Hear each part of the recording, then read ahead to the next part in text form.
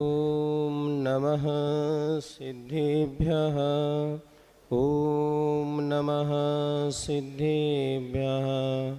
ॐ नमः सिद्धेभ्यः। मङ्गलं भगवान् वीरो मङ्गलं गौतमो गणी मङ्गलं कुन्दकुन्दाद्यो जैनधर्मोऽस्तु मङ्गलम् सर्वमङ्गलमाङ्गल्यं सर्वकल्याणकारकं प्रधानं सर्वधर्माणां जैनं जयतु शासनं वन्दे विद्यासागरं। जय बोली अहिंसा परमो धर्म की जय जय जय। शासन नायक भगवान महावीर स्वामी की जय जय जय। आचार्य भगवान श्री कुंद महाराज की जय जय जय। आचार्य गुरुवर श्री विद्यासागर जी महाराज की जय जय पूज्य मुनिवर श्री प्रमाण सागर जी महाराज की जय जय जय। बोले परम पूज्य मुनि श्री निर्वेक सागर जी महाराज की नमोस्तु गुरुवर।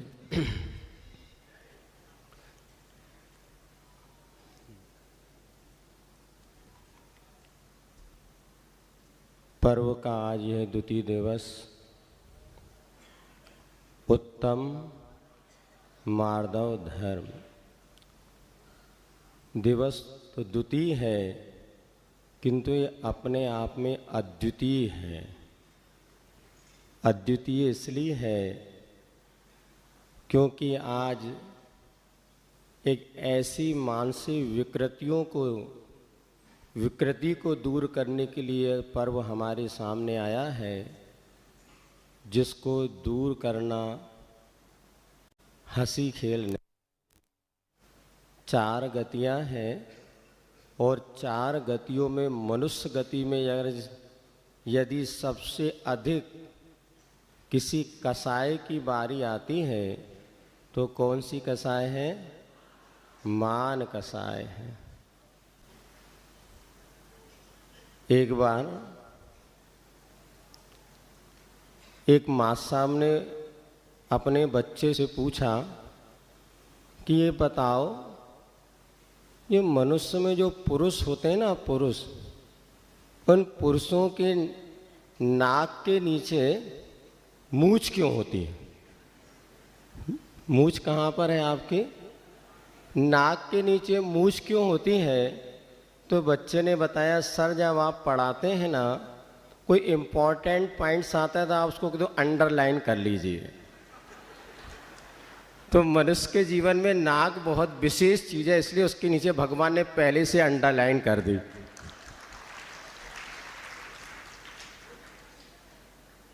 ये निश्चित है कि व्यक्ति के जीवन में जब मान कसाय बढ़ती है तो सब कुछ भूल जाता है। मानी टूट तो सकता है किंतु झुक नहीं सकता।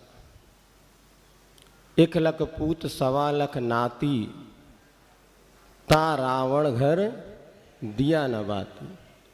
सब परिचित है रामायण की वह घटना कि रावण ने सीता का हरण करके ले आया और जब अपनी लंका में लेकर के आया और कुछ ऐसे लक्षण प्रकट होने लगे कि सब समझ रहे थे कि अब यह सीता जो आई है ना, ये मेरे जीवन को समाप्त करने का निमित्त बनेगी। रावण भी समझ रहा था, भाई विभीषण ने भी समझाया, इधर मंदोदरी ने समझाया, सब लोग समझा रहे थे, किंतु रावण कहता है मैं टूट सो सकता हूँ किंतु झुक नहीं सकता। परिणाम ये निकला, दीपक जलाने वाला भी उनका वंशज कोई नहीं बचा। आज हमें धर्म से ज़्यादा अधर्म को समझने की ज़रूरत है। बार बार जब कोई शंका करता है महाराज श्री से कि महाराज धर्म का स्वरूप हमें बताएं, आगे धर्म क्या वस्तु है, तो महाराज जी संक्षेप में एक ही बात कहते हैं कि अधर्म से बचो, यही सबसे बड़ा धर्म है। आज यह जो मान कसाय हमारे भीतर पनप रही है, ये जो मान कसाय हमें भीतर से तोड़ रही है, आखिर उसका स्वरूप क्या है? क्यों हमारे अहंकार पैदा होता है? ये जानना बहुत जरूरी है, क्योंकि जब हम मान कसाय की उत्पत्ति के कारणों को समझ लेंगे तो निश्चित हम उससे बच सकेंगे। तो तब मार्दव धर्म हमारे भीतर प्रकट होगा। विशेष विशेषण व्याख्यान तो महाराज श्री बताएंगे ही, हम एक दो बातों पर विचार कर लेते हैं। वैसे तो निश्चित ही है, जब संसार की नश्वरता का बोध होता चला जाता है तो मान कसाय कम होती चली जाती है। आप लोगों ने कोरोना के काल में सब अनुभव कर लिया। अभी कोरोना आया था ना, महामारी। कुछ भी नहीं है तेरा, 2 गज जमी है तेरी, मिल जाए वो भी तुझको, ये भी नहीं जरूरी। बड़े बड़े अरबपति खरबपति जो चले गए और उनको दफनाने के लिए 2 गज जमीन भी दुर्लभ। देखा था ना आप लोग ने, पेपरों में आता था, लाइन लगी है शमशान घाट में जलाने के लिए, जगह नहीं बच रही। इधर अब कब्रिस्तान में दफनाने के लिए महीनों से, कई दिनों से वो ताबूत में बनी लाशें पड़ी हैं, किंतु 2 गज जमी भी नहीं मिल पा रही। दुनिया में बहुत कमाया, क्या हीरे क्या मोती, लेकिन क्या करो यारो, कफन में जेब नहीं होती। कफन में जेब नहीं होती, एक तिलतुस मात्र भी हम साथ में नहीं ले जा सकते। सब कुछ यहीं पर हमें छोड़ कर के जाना पड़ेगा।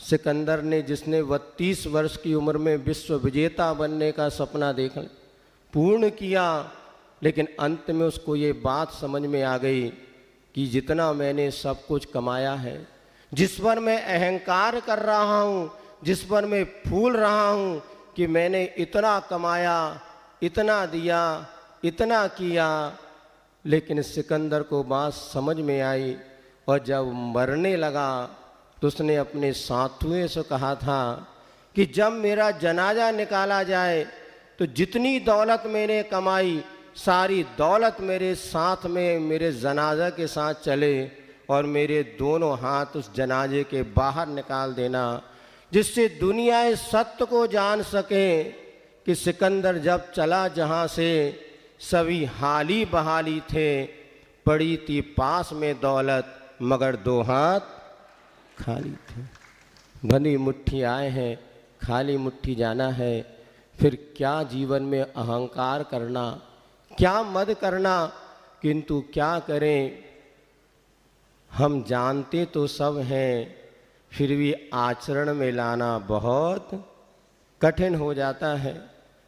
शंका समाधान में जितनी समस्याएं आज आप गुरुजी के समक्ष रखते हैं, आखिर ये समस्याएं पैदा क्यों होती हैं? मुझे लगता है ये एक मान कसा ही सारी समस्याओं की जड़ है। एक सबसे बड़ी समस्या आज सबके सामने है, तो वो है आत्महत्या की बढ़ती हुई प्रवृत्ति।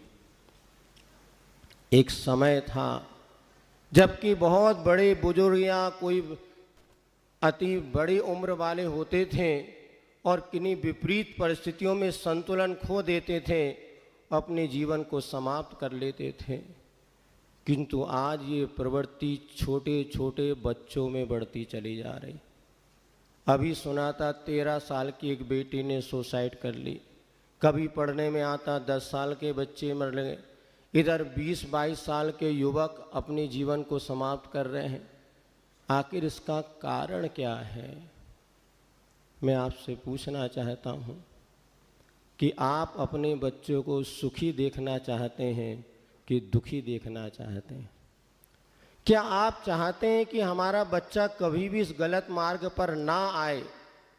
क्योंकि हत्या करना तो फिर भी अपराध है, पाप है, किंतु आत्महत्या करना तो उससे कई गुना बड़ा अपराध है। आखिर हमारे बच्चों के मन में ये आत्महत्या करने के परिणाम क्यों पैदा होते हैं? इसके कारण पर कभी आपने विचार किया? एक बेटा हमारे पास आया, सत्य घटना है, शिवपुरी की बात है। 6वीं क्लास का बच्चा था, घबराया हुआ था, पसीना पसीना था।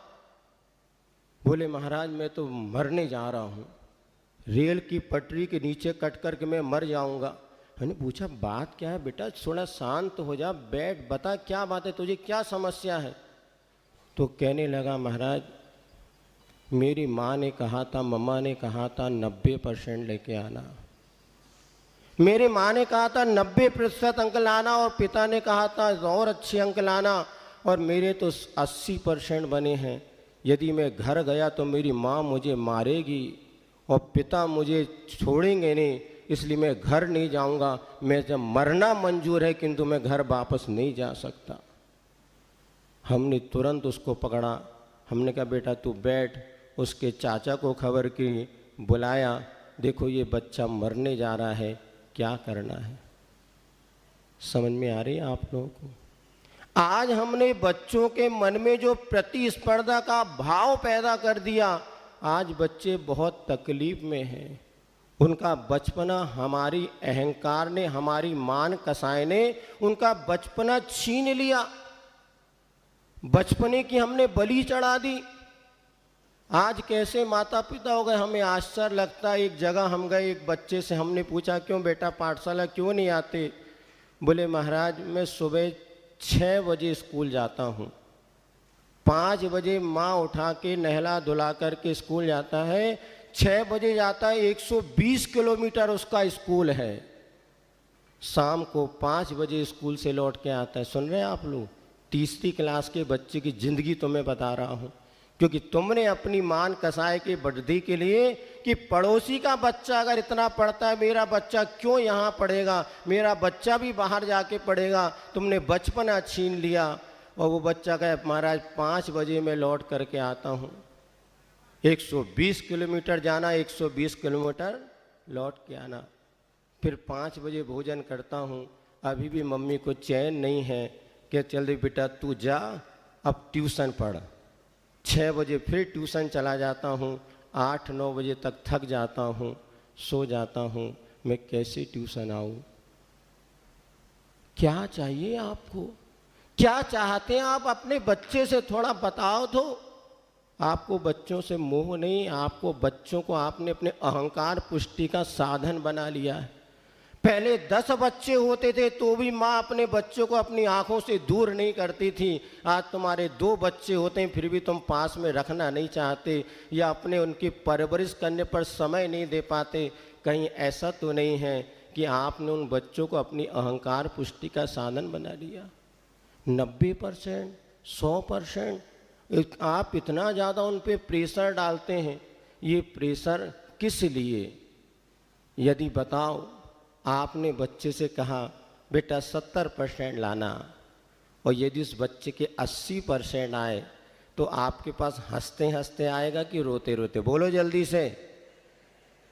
और तुमने कहा बेटा 90% लाना और 80% आए तो रोते रोते आएगा कि हंसते हंसते? और तुम धमकी देते, देख पड़ोसी के लड़के ने 90% लाया, तूने 60% लाया, 80% लाया। जितने बच्चे ने जितनी इतनी मेहनत की, शायद आपने कभी इतनी मेहनत की होगी, और बच्चा और अपने आप में डिप्रेशन में चला जाता और मरने के लिए तैयार हो जाता है। आज क्या दशा है बच्चों की? कथा हमने पढ़ी थी इस श्रैणिक पुराण में, कि श्रैणिक पुराण में कथा पढ़ी कि जब वो नंदा राजा के प्रति, राजा श्रैणिक का जब बदला लेने का भाव हुआ तो उसने एक बकरा एक परीक्षा लेने के लिए, यदि ये बकरा मैं तुम्हारे यहाँ पर पहुँचा रहा हूँ, शर्त है 1 महीने में ना इसका वजन बढ़ना चाहिए न इसका वजन घटना चाहिए। सुन रहे हैं आप लोग? किसने भेजा? श्रेणिक ने कि जाओ ये बकरा उस गांव वालों को दे दो, नंदग्राम वालों को, और यदि इसका वजन बढ़ गया या वजन घट गया तो तुम्हारे नगर को दंडित किया जाएगा। उसी समय वहाँ पर अभय कुमार गुप्त रूप में थे। जब उनको ये पता चली, उसने कहा चिंता नहीं करो, मैं तुम्हारी समस्या का हल किए देता हूँ।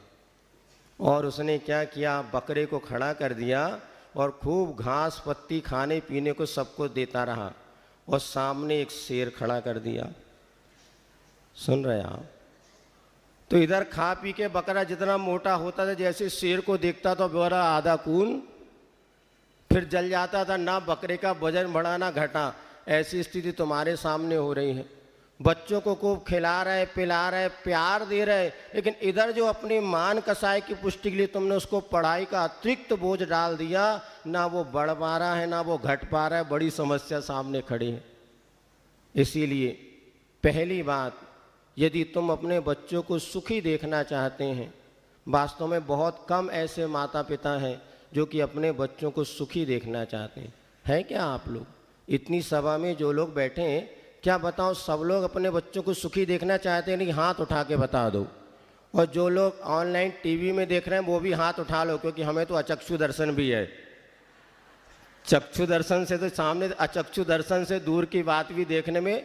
यदि वास्तव में आपको अपने बच्चों से प्रेम है और आप चाहते हैं मेरे बच्चे कभी आत्महत्या न करें, तो आज के दिन संकल्प ले लेना कि हम बच्चों को कभी ऐसा बोझ नहीं डालेंगे, कभी अति प्रतिस्पर्धा की आग में नहीं झोंकेंगे जिसमें बच्चे अपने बचपने को समाप्त कर दें और आत्महत्या करने के लिए मजबूर हो जाएं। वास्तव में माता पिता बच्चों के लिए सब कुछ करते हैं, किंतु आज परिस्थिति बदल रही है। और इन परिस्थिति में इतना कह के रखो, हम भी चाहते हैं हर बच्चा 100 में से 100 नंबर लाए, लेकिन इसके बाद भी आप कह के रखो बेटा 60% से कम नहीं लाना और 70 से ज़्यादा नहीं लाना। पर्याप्त है। क्या करना, क्या 70% लाने वाला कलेक्टर, इंजीनियर, डॉक्टर क्या नहीं बन सकता? अभी इंदौर में एक सज्जन बता रहे थे, मैंने 12वीं में 47% लाया, मात्र 47% लाया, और आज बढ़िया PSC के एग्ज़ाम दे करके बहुत बड़े अफसर हैं। कम पढ़ के भी हमारे बच्चे बहुत अच्छे बन सकते हैं। भारत का नंबर 1 अगर कोई धनाढ्य व्यक्ति है तो गौतम अडानी। पता है आपको कि कहाँ तक पढ़ा है वो? मात्र 10वीं पढ़ा है।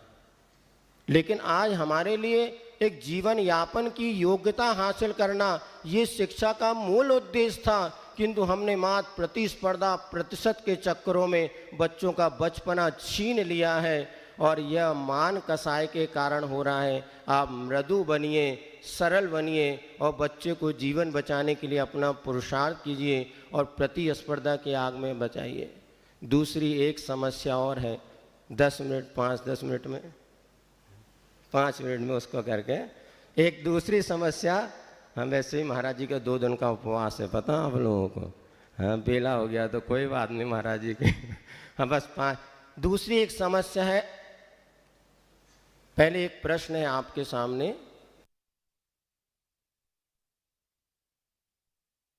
है कि पाप से बचने का कारण है, बोलिए। बोल ही नहीं रहे।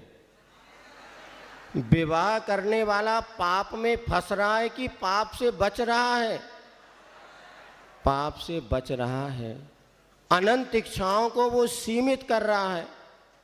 आज जितने पढ़े लिखे ज़्यादातर लोग हैं विवाह में फंसना नहीं चाहते, विवाह करना नहीं चाहते।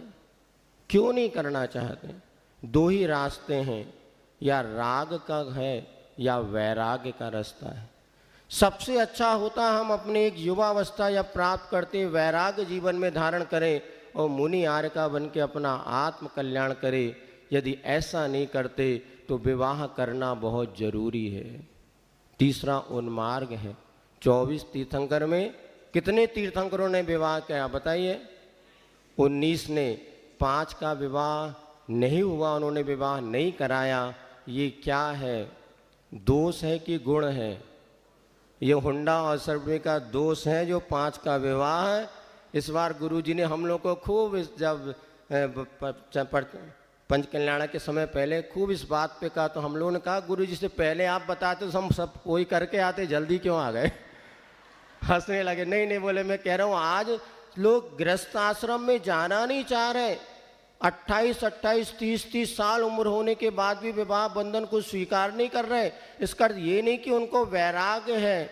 महाराज जी बार बार कहते हैं विवाह नहीं होता, बाकी सब कुछ होता है, और यही बहुत बड़े अनर्थ की जड़ है। यदि आप बच्चों को सच्चे माता पिता हो तो ध्यान रखना चाहिए, बच्चों को छोटी उम्र से ही ये संस्कार देना चाहिए, बेटा या दीक्षा ले लो या विवाह करो। सरकार ने 18 वर्ष की उम्र बेटियों के लिए निर्धारित की है और 21 वर्ष की उम्र बेटों के लिए निर्धारित की है। जब बेटी 18 वर्ष की हो जाए उसी समय बेटा कौन से मार्ग में जाना है बोल एज यू लाइक। यदि तुझे विवाह करना है तो चल तैयार हो जा, तेरी उम्र पर्याप्त हो गई। आज जो लोग 18, 20, 22 साल में जिनका विवाह हुआ उनमें कभी ईगो अहंकार नहीं टकराता, कभी वो लड़ते नहीं, लड़ने के बाद भी कभी तलाक की नहीं सोचते। आज हर 4-5 व्यक्ति बीच में एक तलाक की समस्या है, जिसका सबसे बड़ा कारण क्या है? हमारी मान कसाई। और इससे बचने का एक ही उपाय है कि आप सही उम्र में बच्चों का विवाह कर दीजिए। यदि बच्चे वहीं सदी उम्र में आप ग्रस्त बन जाते हैं, आपके 50% जो सामाजिक समस्याएं आज पैदा हो रही हैं, तलाक की समस्या है, लड़ाई की समस्या है, अनेक सुसाइड करने की समस्या है, ये जो विकृतियां आ रही हैं, मान कसाएं हमारी जो बढ़ रही हैं, मैं रानी तू रानी कौन भरे कुएं का पानी, और लो रोज लड़ाई।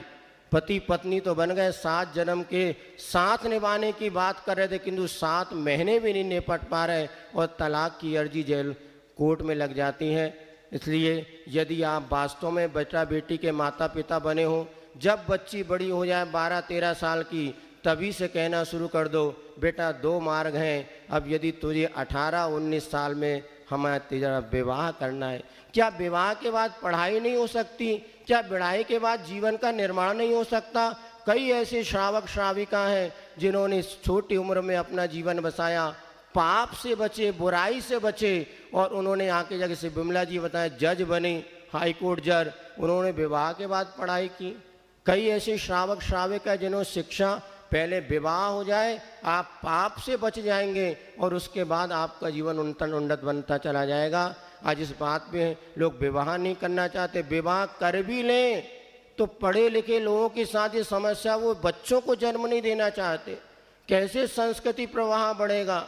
एक श्रावक हम जो अच्छे उच्च शिक्षित लोग हो गए, आशीष ने एक बार कहा था पाप तो करना चाहते हैं किंतु जो संतान को जन्म नहीं देना चाहते, ये लोग भी संस्कृति के साथ दुर्व्यवहार कर रहे हैं। इसलिए हमें विचार करना होगा कि यदि आज हमने जैन कुल में जन्म लिया और इस परंपरा को आगे भी बढ़ाना चाहते हैं तो योग्य उम्र होते हुए बच्चों का विवाह करना और उसको तैयार कीजिए। आप होते हैं बच्चे तैयार। हमने जब ये प्रवचन में बात की, कई बेटियां तैयार हुई और उन्हें 18-20 साल में अपना गृहस्थ आश्रम में प्रवेश हो गया, सारे पापों से वो बच गए। कितने पाप हो रहे हैं आप सब समझ रहे हैं, आंखों से देख रहे हैं, फिर भी हम धृतराष्ट्र और गांधारी बने हुए हैं। क्या कर सकते? गुरु आपको जगाने के लिए आए हैं। इन 10 दिनों में अगर हमें अपनी मान कसाय को हम कर सके, कम कर सके, शायद हमारे बच्चों का जीवन बचेगा और बच्चों को सन्मार्ग मिलेगा, और ये सन्मार्ग मिलेगा तो हमारी संस्कृति प्रवाहमान रहेगी। इसीलिए विवाह करना भी एक बहुत ज़रूरी है, आदर्श परंपरा है, और ये आदर्श परंपरा आपको सामाजिक सैकड़ों समस्याओं से बचा देगी और आपका जीवन में उन्नत बनेगा। और ये मार्दव धर्म हमारे भीतर जब प्रकट होगा तो हम भी भगवान बन के शीघ्र से अतिशय आनंद का लाभ ले सकेंगे। ले इसी मंगल भावना के साथ बोले भगवान महावीर स्वामी की। और आइए चलते हैं, इन्हीं पंक्तियों के माध्यम से परम पूज्य मुनिवर के चरणों में निवेदन करेंगे। देते हैं ज्ञान का भंडार हमें, करते हैं भविष्य के लिए तैयार हमें,